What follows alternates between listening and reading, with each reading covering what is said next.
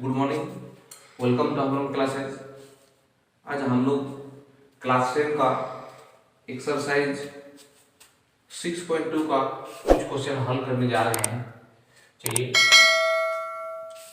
Exercise 6.2 पहला question है,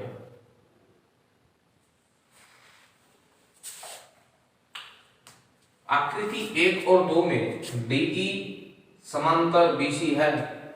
1 में ईसी और 2 में एडी ज्ञात कीजिए। फिगर ऐसे दिया है, ए बी सी।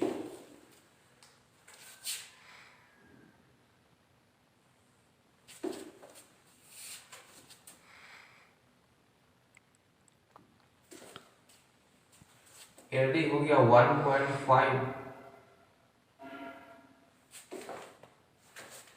एई हो गया 1, बीडी या डीबी हो गया 3,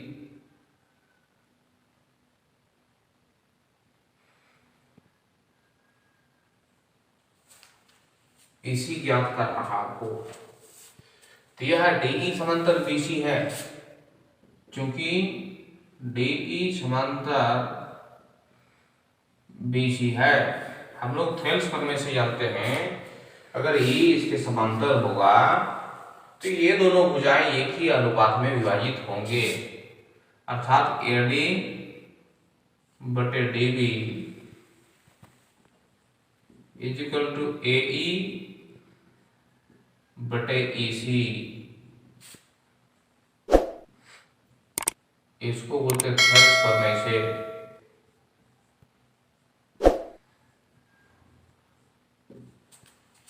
वैल्यू बैठाया जाए, एडी का 1.5, डीबी का 3.0, यहां पर भी पॉइंट लगा दिया मैं, एक के बाद पॉइंट, एक के बाद पॉइंट हो जाएगा। तब एई का मान हो गया 1 बटे ईसी। अब कैंसिल कीजिए, एक के बाद पॉइंट, एक के बाद पॉइंट, कैंसिल हो गया। 15 का 15, 15 दूना 30, इससे इसको मल्टीप्लाई कीजिए ईसी, इससे इसको 2, 2 एकम 2, तो ईसी का वैल्यू, एसी का मान हो गया आपका 2 सेंटीमीटर। चलिए, इसका दूसरा भाग, इसमें आपको एई का वैल्यू दिया है, ईसी का वैल्यू दिया है, डीबी का वैल्यू दिया, आपको निकालना है एडी का वैल्यू। तो चूंकि यहां क्या है, डीई समांतर बीसी, तो थेल्स प्रमेय से क्या हो जाएगा, थेल्स प्रमेय से एडी बटे डीबी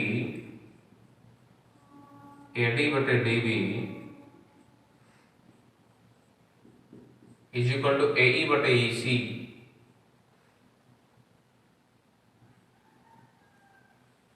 एडी का वैल्यू नहीं दिया है, एडी का वैल्यू नहीं दिया, एडी ही रहने दीजिए। डीबी का वैल्यू हो गया 7.2। अब एई का वैल्यू है 1.8, इसी का वैल्यू है 5.4। अब एक के बाद पॉइंट, एक के बाद पॉइंट, कैंसिल हो जाएगा। 18 का 18, 8 होती है 54। तब एडी बराबर ये 7.2 उधर क्या आ जाएगा, गुना हो जाएगा। 1/3 इंटू 7.2, कैंसिल कीजिए, 3 कम 3, 3 दूनी 6, 3 4 12, तो एडी का वैल्यू आपका हो गया 2.4 सेंटीमीटर। ठीक, चलिए दूसरा नंबर क्वेश्चन, 2 नंबर क्वेश्चन। किसी त्रिभुज PQR की भुजाओं PQ और PR पर क्रमशः बिंदु E और F स्थित है। निम्नलिखित में से प्रत्येक स्थिति के लिए बताइए कि क्या EF समांतर QR है। तो एक फिगर बनाया जाए, लेट्स ड्रा फिगर।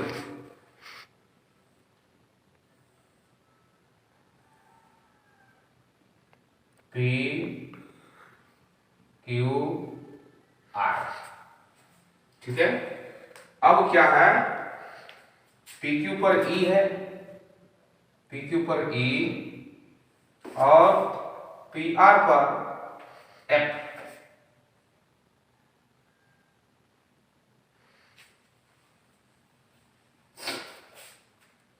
अब हमें बताना है क्या ई एफ क्यू आर के समांतर है। पीई का वैल्यू दिया है यहां पर, तो यहां क्या करेंगे हम लोग, जांच करेंगे पीई बटे ई क्यू का वैल्यू क्या पी एफ बटे एफ आर के वैल्यू के बराबर हो रहा है। अगर पीई बटे ई क्यू का वैल्यू पी एफ बटे एफ आर के बराबर होगा तो हम लोग बोलेंगे ई एफ क्यू आर के समांतर है। तो जांच करेंगे, चलिए PE by E Q value put किया जाए। Let's put the value. PE is 3.9 and EQ is 3। चलिए कैंसिल करते हैं, लेट्स कैंसिल दिस। 3 1 3, 3 कम 3, 3 कम 3, 3 3 9, 1.3 हो गया। अब PF बटे FR को भी जांचेंगे, उसका वैल्यू निकालेंगे। PF बटे FR, PF का वैल्यू कितना है, PF का वैल्यू आपका दिया है 3.6। FR का वैल्यू कितना है आपका, FR का 2.4। अब कैंसिल कीजिए, 12 दूने 24, 12 3 36, 3/2। इसको अगर कैंसिल करेंगे, भाग करेंगे, 1.5 निकलेगा। तो क्या PE बटे EQ PF बटे FR के बराबर है? नहीं। PE by EQ is not equal to PF by FR. So EF is not parallel to QR. इसलिए EF QR के parallel समांतर नहीं है। बोलेंगे चूंकि PE बटे EQ बराबर नहीं है PF बटे FR के, इसलिए EF समांतर QR नहीं है।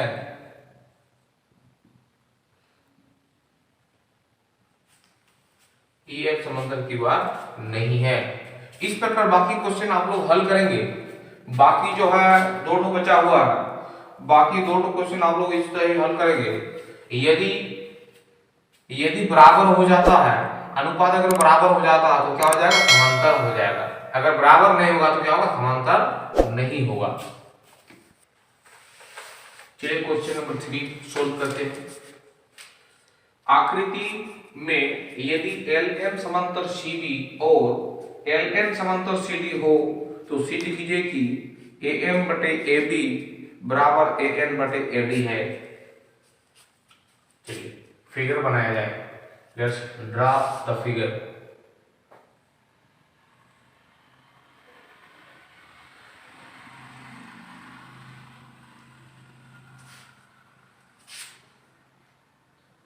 इसको मिलाया गया है और इसको ऐसे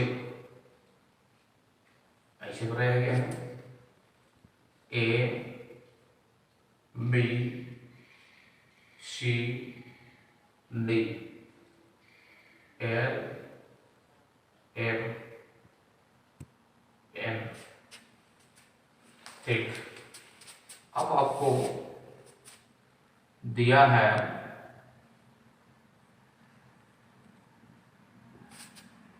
LM समांतर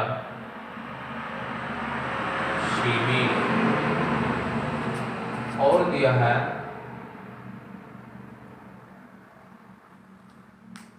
LN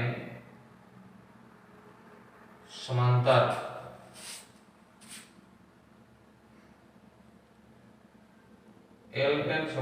CD। तो आपको सिद्ध करना है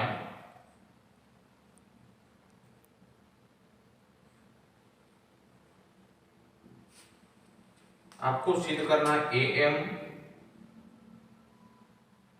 बटे AB is equal to AN बटे एडी प्रमाण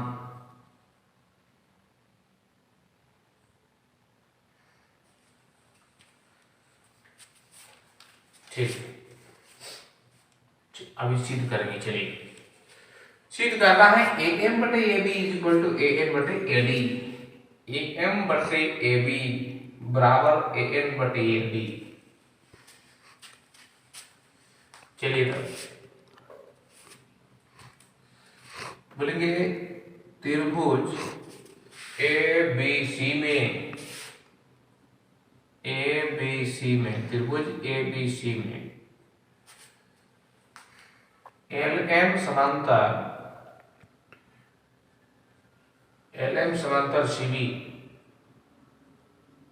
इसलिए थेल्स प्रमेय से क्या हो जाएगा,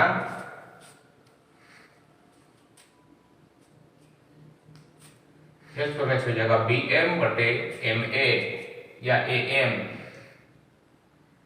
बी एम बटे एम ए या ए एम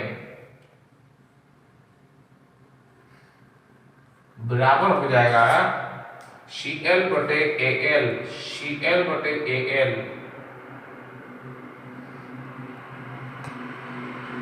समीकरण एक बोलिए इसको,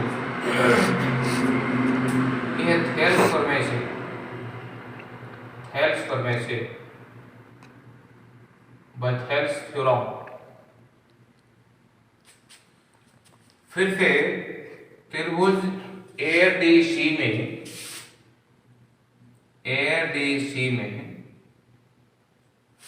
क्या है, एल एन समांतर सी डी,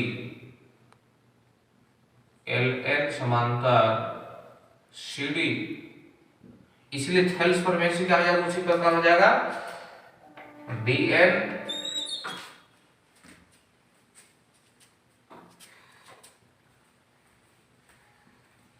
डी का जाएगा ए एन, डी एन बटे A N is equal to क्या हो जाएगा, सी एल बटे ए एल, सी एल बटे, क्योंकि एल एन समांतर क्या है, सी डी, इसलिए डी एन बटे A N is equal to C L बटे ए एल, सी एल बटे ए एल। ये हो गया आपका समीकरण 2। अब समीकरण 1 और 2 को कंपेयर करने पर, तुलना करने पर देखिए सी एल बटे ए एल, सी एल बटे ए एल दोनों सेम है, दोनों बराबर है, इसलिए ये दोनों भी बराबर हो जाएगा। समीकरण 1 और 2 से फ्रॉम इक्वेशन 1 एंड 2 ये दोनों बराबर है, इसलिए ये दोनों बराबर हो गया। तब हो जाएगा बी एम बटे A M is equal to D N बटे ए एन, डी एन बटे ए एन। अब दोनों तरफ एक जोड़ दीजिए, क्योंकि हम लोग को प्रूव हुआ नहीं, ए बी करना होगा, ए बी निकालना होगा। दोनों तरफ एक जोड़ दीजिए, 1 प्लस बी एम बटे ए एम, इधर भी एक जोड़ दीजिए, 1 प्लस डी एन बटे ए एन। तब ए एम इससे इसको गुना कीजिए, A M plus B M is equal to नीचे ए एन से गुना कर दीजिए, A N plus D M. अब हो गया A M plus B M, A M plus B M, A M plus B M, A M plus B M मतलब A B बटे ए एम, नीचे जैसा वैसे लिख दिया। अब यहाँ है ए एन प्लस डी एन, ए एन प्लस डी एन, ए एन प्लस डी एन मतलब ए डी बटे ए एन। अब पलटी कर दीजिए, व्युत्क्रम लेने पर टेकिंग रेसिप्रोकल, ए एम बटे A B is equal to A N बटे ए डी। ये प्रूव हो गया। ए एम बटे A B is equal to A N बटे ए डी।